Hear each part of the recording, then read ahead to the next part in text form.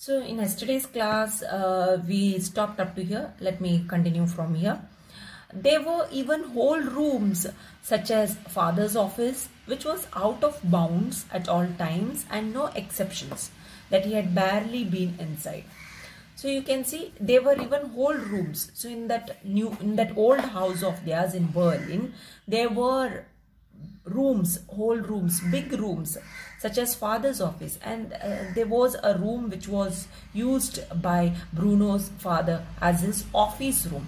So it was a restricted zone for the children of the house. Nobody was allowed, because office room, when somebody uses it, he might be having many confidential things. So he never wanted others, and since he was after all he was a commanding officer of German army, right? So he was definitely having some confidential papers, documents in his office that he never wanted his children to go through, or he never wanted others to get inside those confidential documents, right? That is why it was a restricted zone. It was a restricted area, such as father's office, which was out of bounds at all times. So that is what is highlighted over here, which was out of bounds at all times. Means it was totally restricted, full time. Nobody was allowed, whether it is night, day, whether father was in or out.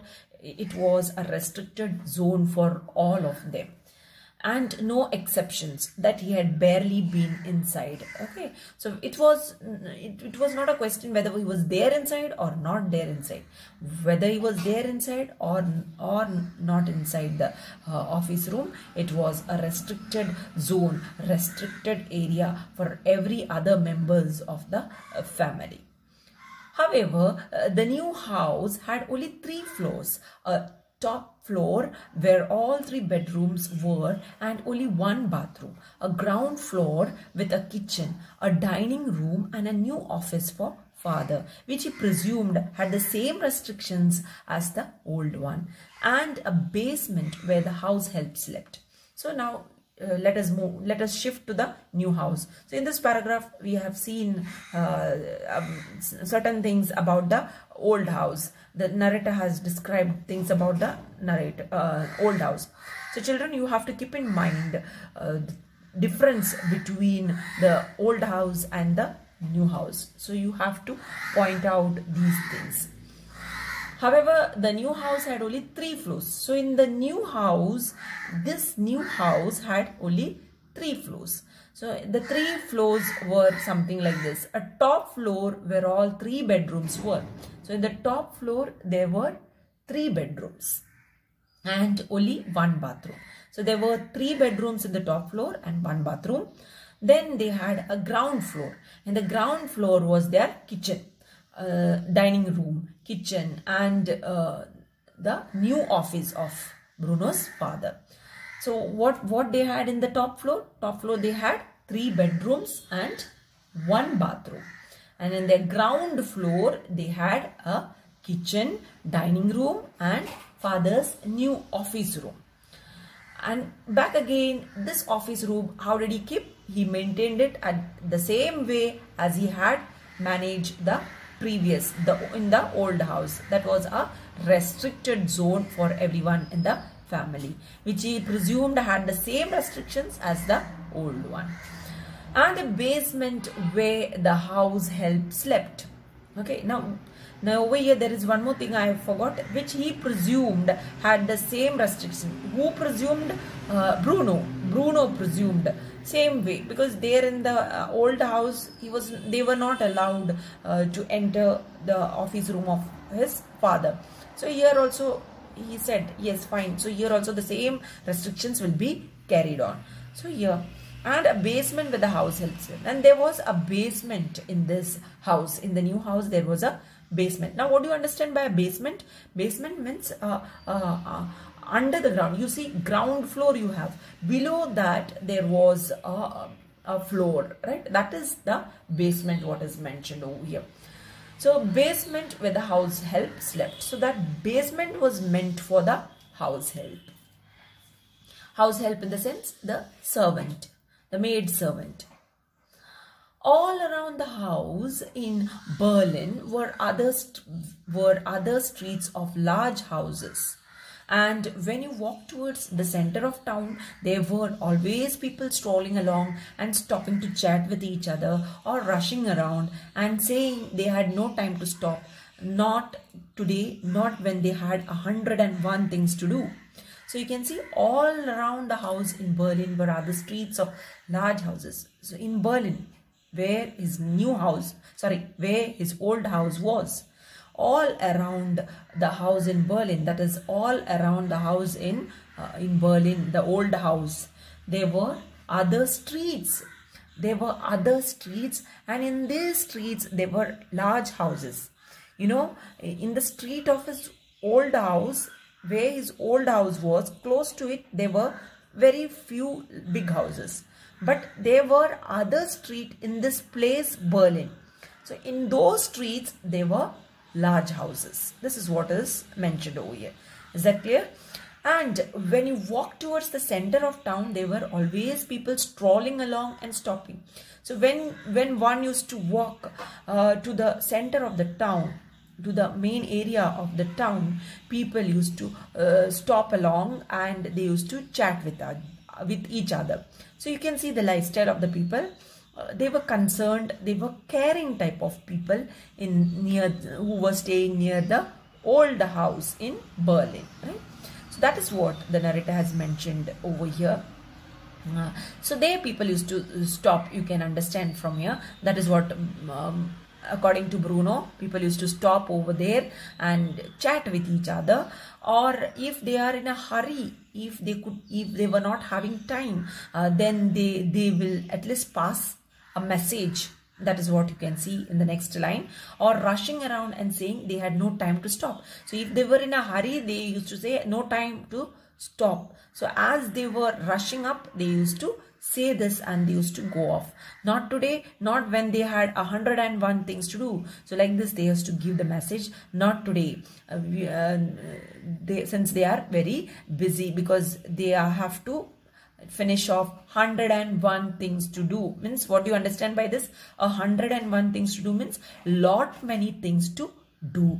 When they have lot many things to do, that means they are very busy at times. So at times when they were too busy, they used to say no time to stop and chat. So on the way, they used to just pass this message and walk off. There were shops with bright store fronts and fruit and vegetable stalls with big trays piled high with cabbages, carrots, cauliflowers and corn. You can see there were shops. Where there were shops in close to the old house in Berlin. This is what is spoken about Berlin. There were shops. So close by to the old house in Berlin, there were shops with the bright store fronts. So what do you understand by this bright store fronts? You see some shops, when you see the shops itself, you feel like entering the shop. That is why you can see most of the vegetable stalls or fruit stalls, how they arrange their fruits and vegetables one above the other, and they decorate their shop and they fill it up. Every time when you see the fruit shop or the vegetable shop, you can see all fresh fruit, vegetables lying in front of the shop, piled up. The shop will be piled up with a lot many fruits or vegetables, and you feel like entering it, finding it out, right? So this is which create an attention for the customers, right? So that is what you can see over here. There were shops in the close to the old house in Berlin, which were bright store fronts. So the shops were very attractive. The shops made the customers attractive. That is what has been said, bright store fronts. And fruit and vegetable stalls with big trays. So fruit stalls were there, vegetable stalls were there, and these vegetable stall, fruit stalls had big trays in front of these stalls. And these trays were piled up. Piled up means arranged one above the other. That is what piling up means. Piled high with cabbage. So it's piled up highly with cabbages, carrots, cauliflowers and corn. You can see this in any of the vegetable shop in your own town, right? If you go out to buy vegetables and fruits today also, you can see in the marketplace, in any of the shops, you can see this type of an arrangements in vegetables, especially in vegetables shops. You can see cauliflowers, cabbages, how they are piled up, arranged very nicely and attractively. They have kept it in front of the shops. So same thing is being explained over here. Sometimes he liked to stand in front of. Okay, so this boy, like you all enjoy standing in front of these type of shops and watching out. So here you can see Bruno also doing the same thing. Sometimes he liked to stand in front of these stalls and close his eyes and breathe in their aromas, feeling his head grow dizzy with a mixed sense of sweetness and life. So sometimes he used to stand in front of these shops, in these stalls, and close his eyes. He used to close his eyes and really enjoy the lovely smell that he used to get from those shops, right? In front of the fruits shop, definitely you will be getting the smell of the fruits. Vegetable shop, the smell of the vegetables. So this little boy used to stand in front of these stalls and close his eyes. So when you close your eye, what happens is that you can enjoy blindly, you can enjoy the smell or the aroma of something very interestingly, right? So this is what you can see in that is what the narrator has picturized in this particular line, saying that Bruno used to close his eyes and breathe in their aromas and used to take in the aromas. Aromas means lovely smell, pleasant smell is aroma, right? Used to take in, feeling his head grow dizzy. Okay, so feeling his head feeling his head very light-headed, right?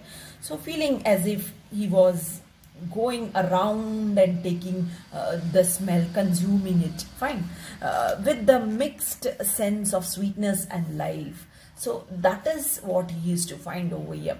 The mixed sense, the mixed perfume of sweetness and life. So let me stop it over here and I will continue in the next class. Thank you.